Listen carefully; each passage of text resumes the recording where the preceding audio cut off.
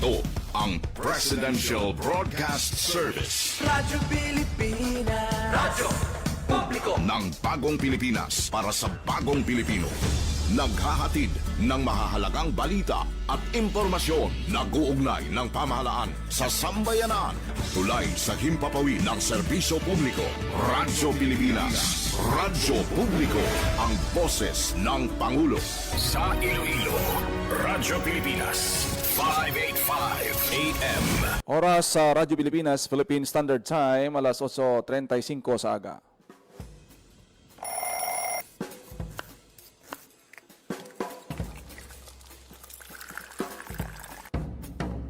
Aga sa Iloilo. Masako. Magahod. Mapagsik.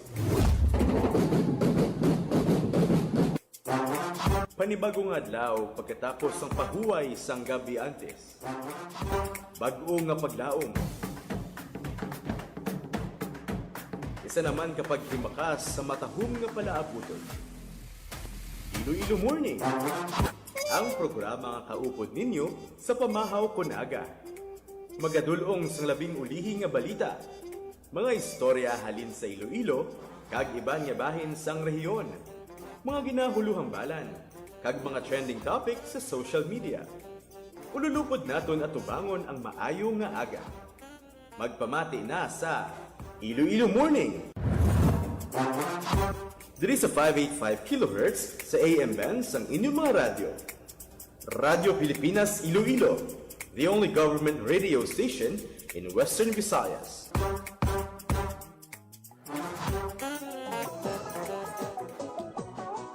Maayong aga Pilipinas, good morning Western Visayas. Welcome sa Iloilo Morning Program. Subong adlaw sang Lunes, Pebrero 16 na kita tuig 2026.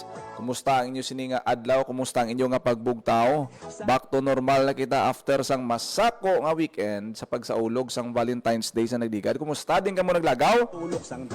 Nakapang Calyerial Night Market ka mo?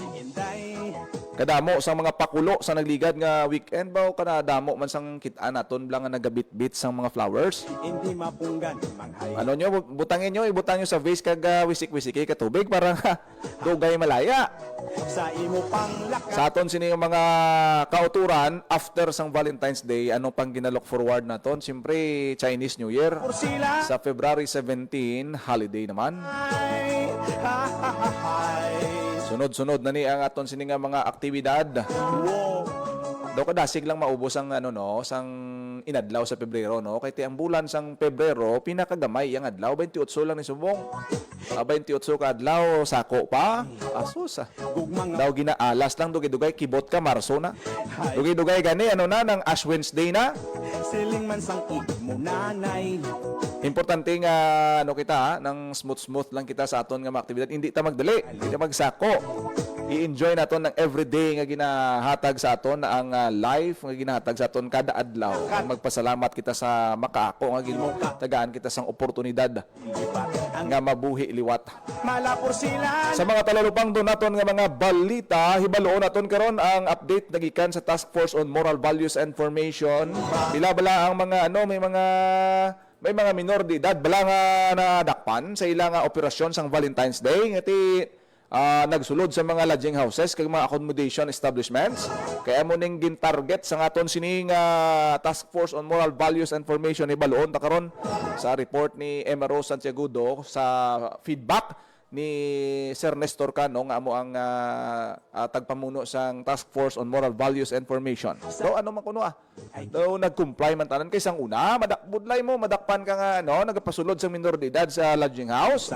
Kadako sang multa delikado basi masiradhan ka. Inday sa imo yuhong nga tunay. Sa piyak nga bahin ni baluon taman ang investigasyon niyo sa natumbang nga bus sa Lambunaw. Mayo lang gani kay wala sang madamo nga napilpilan, may mga minor injuries lang ang pila ka mga pasahero. Amo na gani na siling naton basta public utility vehicle. Make sure gid nga maayo ang kondisyon sang inyong mga di pasahero nga salakyan kay di naton gusto nga mabutang sa alang-alang kag sa peligrong kabuhi sa aton sini nga mga motorista. Ipalo po nato ni sa LTFRB. Na ano nga do kadamo sang mga ano subong mga issue sa transport how nagligad may siyam ka mga drivers nadakpan overloading. Mga walay Kaya ano ning rason sang bus nga niya nga natumbaw? Kabay pa hindi overloading ha kay ginaimbestigar ni subong sang Land Transportation Office kung ano ang nangin kabangdanan. Maayo lang gani kay mahinay ang dalagan kag hindi masyado nga pilas ang area. Ano na lang to kun banglidon pila daan ang pasahero sang bus. panglakat, mata ko gamudlak. Delikado ina iya. Ayun, mata ko galilipat. Ang iyong Una nga gina-remind gid sa aton sini nga mga ahensya nga nagaregulate sang aton sini nga transport system nga nagabantay kag nagapatuman sang mga layi para sa kaaraydan sang aton sini nga mga pasahero sa LTO kag LTFRB. Bantayan nato ning mga follow-up ang balay, basta wala lang sang away. Pangabuhita, matawhan. Sa piyak nga bahin ginanunsyo sa pag-asa nga mangin masulhay matawhay ang aton siniyalakat sang panahon subong nga semana walat nakitaan nga weather disturbance wala low pressure area. Mo nalipat. After sa maulanon nga semana sa nagligad ti daw pasalamat kita nga sang nagligad nga weekend daw balik na sa pagkaaringahot ang aton siniya nga tiyempo. Mata ko galilipat. Fine weather but silingon ang mga aktibidad outdoor Ang dugan ko inda. maano ginaton ma-utilize ginaton na aton nga oras ang aton nga mga aktibidad outdoor. Wow. Subong man hibaloon ta dugay-dugay mga updates nagikan sa Iloilo City Hall. May flag ceremony man didto no subong adlaw kag mangkuton ta karon kon madayon ning ano ang press con sa nadigad ni Mayor Raisa Treñas. Kay supposed to be nagdigad din nga semana may press con si Mayor Treñas pero wala madayon. Kay tungod nga ano ini gin postpone. Ibaloon ta na karon ang mga dugang nga mga detalye. Ay, si Tutok gatulog ang laway. Hindi makatulog sang bulugay. Hay, Oras sa Radyo Pilipinas, Philippine Standard Time, alas 8:42 sa aga. Ari na sa aton siniya nga linya si Emero Santiago Dagon maghatag sa aton sang pinakaulihing nga mga balita nagikan sa Iloilo City Hall kag update sa Task Force on Moral and Values Formation. Pilabla may mga nadakpan lang ang mga minor de edad. Sa detalye sang balita upo naton sa linya si Emero Santiago Do. Ems, good morning. Yes, John. Happy Monday morning sa mga tagkalamati nato, no? Ari kita diri sa may Iloilo City Hall kung sa diin ginpatagulang ginpatigayon, no, ang flag raising ceremony, no? Isa ini sa mga una man nga flag raising ceremony sa bulan sa Pebrero kay ti medyo maulanon ng aton nga tiyempo. So subong lang gid nag-init kag napatigayon ang flag raising ceremony. Ginpaunahan ni Iloilo City Mayor Raisa Treñas ang flag raising diri sa may Iloilo City Hall, no? Kagaina naghatag man siya sang mensahe, no? To start the week sa mga empleyado naton kag ang isa sa mga good news nga iya ginpabalo dyan nga siling niya ginaproseso na kag-aprobado na ang clothing allowance sa mga empleyado sa Iloilo City Hall, no? Ang siling niya may mga guidelines lang sila nga pagasundon nga ang city administrator kag ang HR na ang bahala, pero siling niya gina-finalize nila nga within this week ma-approve na ang pondo para sa clothing allowance. Kung di ko magsala, around 7,000, no? Ang clothing allowance nga ginahatag sa mga empleyado sa City Hall at the same time sa mga government employees, no? So bantayan naton kung may mga guidelines bala sila may kaangtanan sa sini nga clothing allowance. Temprano pa, So, Ems, sa iba ba? naman, Temprano pa ilang Yes. clothing allowance ba? gani, no? Ati ako nang pasalig sa alkalde nga siling niya dapat aga pa kay ti ang cash ini siya, no? Oo. So basi depende pa kung may prescribe sila nga uniform nga gamiton or usually hindi man maubos ang 7,000, no, sa bayo uniform lang? gid, no, o sa bayo lang gid. Oo. So iba daw Pwede na- pwede man sapatos Gani, may Oo. ban basi pang personal nga mga items or mga gamit nga yadi pa na nga magamit sa mga empleyado nato, no. Sa iba naman na balita dyan, no, bago lang gid natapos ang Valentine's Day kagahapon na interview naton si Mr. Nestor Canong, ang pinuno sang Task Force on Moral Values and Formation, and siling niya, no, compliant ang 24 tanan ka establishments diri sa syudad sang Iloilo nga ilang ang hugot kag ginbantayan sa pagpatuman sa mga ordinansa kag lagi. Ini may kaangtanan sa wala magpahanugot sa mga menor de edad diri sa syudad sang Iloilo nga magsulod sa mga accommodation establishments, no? So sa 24 naton ka mga ginbantayan nga mga accommodation establishments sang Task Force on Moral Values and Information, no? May isa lang ka insidente nga na-record dito sa may bahin sang Santo Niño Sur, dito sa may bahin sang distrito sang Arevalo, kung sa diin, no, nga may isa ka menor de edad dito na nag-attempt na magsulod sa isa ka accommodation establishment. 15 anyos ini siya, no? Pero napunggan sang mga taga-iya mismo, kag ang taga-bantay mismo dito sa may area sang accommodation establishment. So, na lipay si Mr.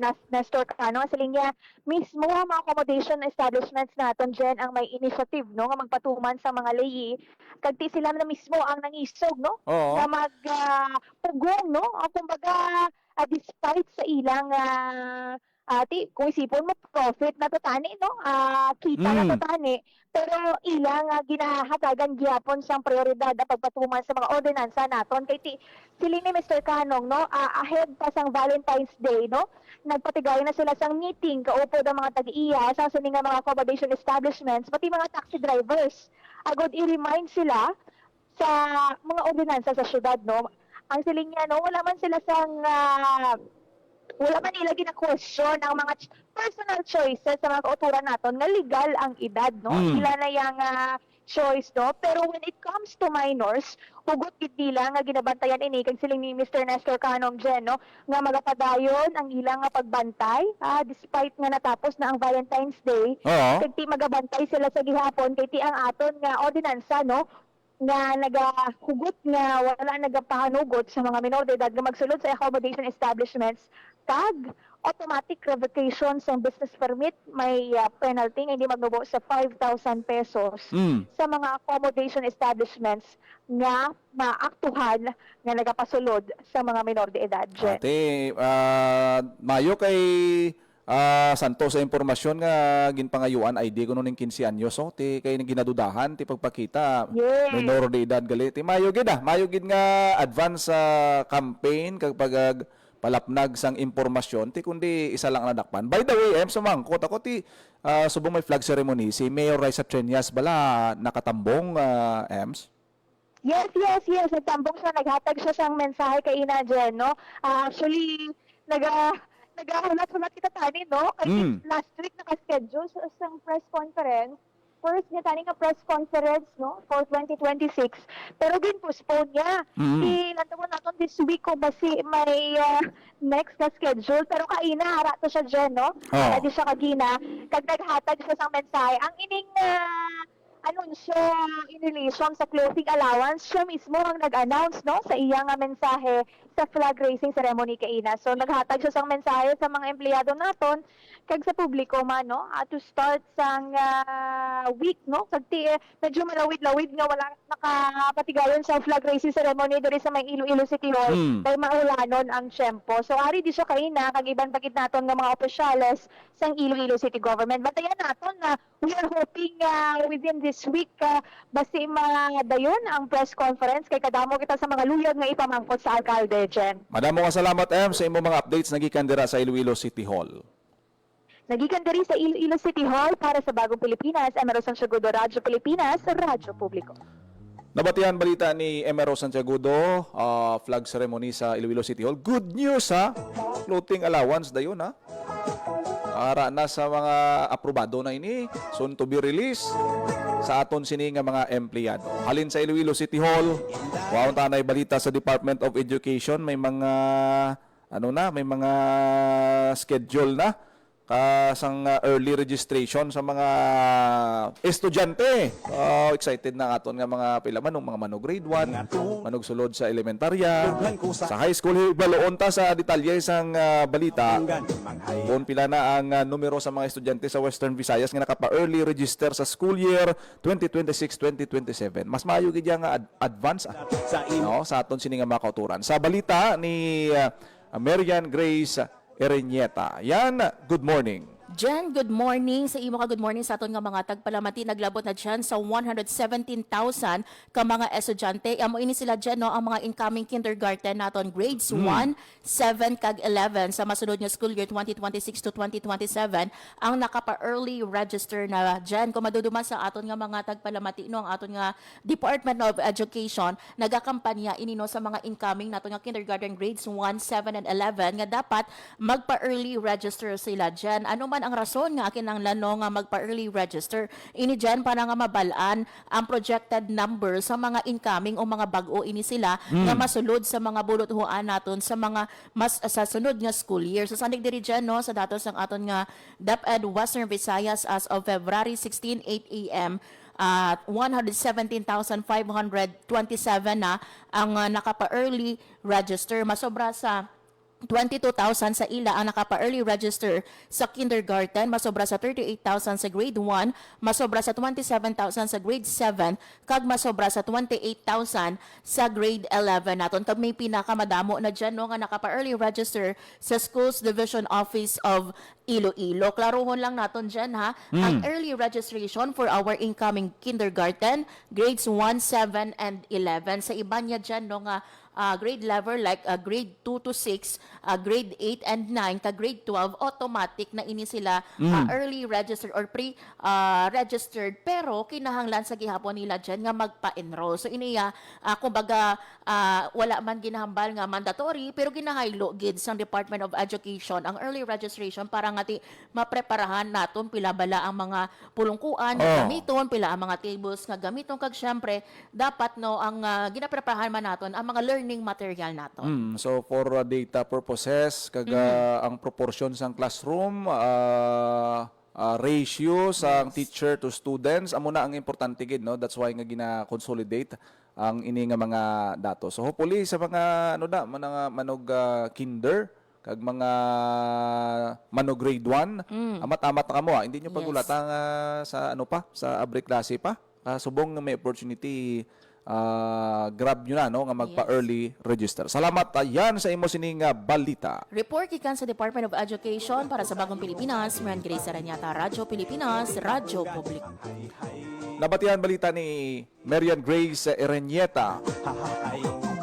Sa imo pang Kamakon mo to, damo naman mga estudyante madugang. Damo naman ni kadamo ang bantayan sa aton sini nga mga manunudlo.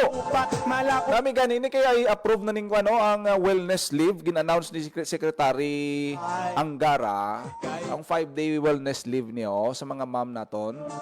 yeah. Balanta kung ano kabudlay ang trabaho ni ma'am kag ni sir sa sulod sang classroom.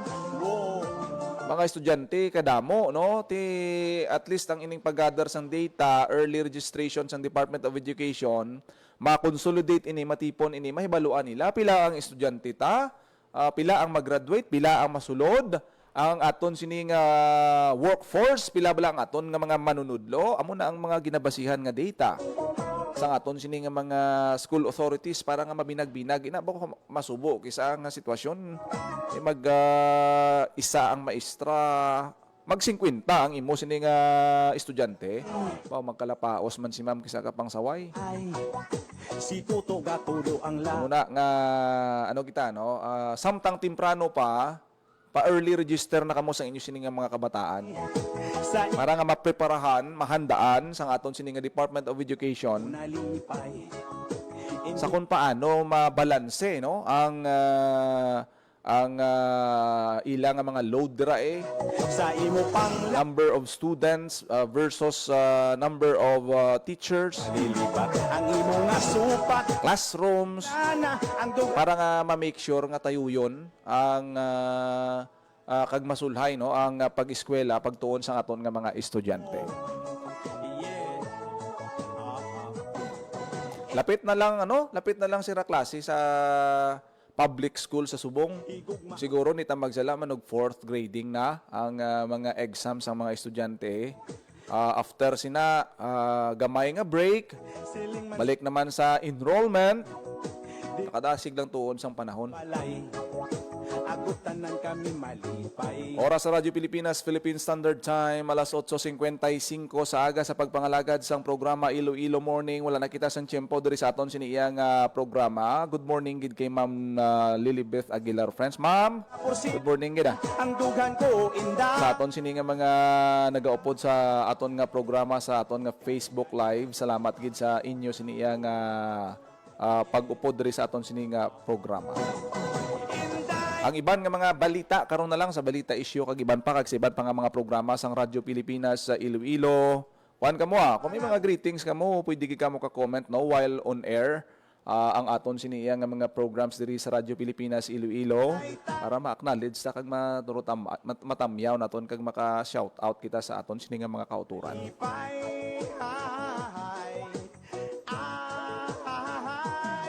Sa imo panglakat mata ko gamudlat, sa imo kagayon mata ko galilibat. Ang imo nga supat malapor sila na, ang dugan ko inda. Oras sa Radyo Pilipinas Philippine Standard Time alas 8:56 na sa aga. Kay gali na gumbang. Para kita sang tiyempo diri sa aton sini programa Iloilo Morning. Salamat sa inyo sini nga pag-upod kag pagpamati. Ako ra gid lamang inyo alagad, Ginel Baclay. Mayong aga Pilipinas. God bless Iloilo. Radyo Pilipinas. Radyo Publiko. Radyo Pilipinas. Ang inyong tulay sa himpapawid ng serbisyo publiko. Ang Presidential Broadcast Service, Radyo Pilipinas, Radyo Publiko. Radyo Pilipinas. Radyo Publiko. Kinilala ng pang-international at prestigyosong Asia Pacific Broadcasting Plus Awards 2025 para sa kategorya ng Government Streaming. Ito ay dahil sa epektibo nitong pagsasanib ng mga tradisyonal na media tulad ng telebisyon, radyo at print para masabayan ang mabilis na pag-inog ng mundo ng digital at social media tungo sa mas epektibong paghahatid ng mahahalaga at napapanahong mga impormasyon sa mamamayang Pilipino. Kinilala rin ang Radyo Pilipinas dahil sa patuloy na pag-akyat ng rating. Ngayon ay matatag sa pang-apat na pwesto sa Mega Manila ayon sa pinakahuling Nielsen Radio Audience Measurement Survey. At sa social media, nakamit ang mahigit 2,000% pagtaas ng bilang ng mga sumusubaybay sa Radyo Pilipinas page sa unang bahagi ng 2025. Patunay ito na ang inyong Radyo Pilipinas Radyo Publiko ay tunay na kaagapay ng inyong pamahalaan sa paghahatid ng serbisyo sa mga mamamayang Pilipino. Mula sa aming lahat, sa ngalan ng inyong pamunuan at mga kawani ng Presidential Broadcast Service, kasama ang inyong mga himpilan ng Radyo Pilipinas sa buong kapuluan. Maraming salamat po sa inyong lahat, sa inyong pagtangkilik at pagkilala. Radyo Pilipinas. Radyo Publiko.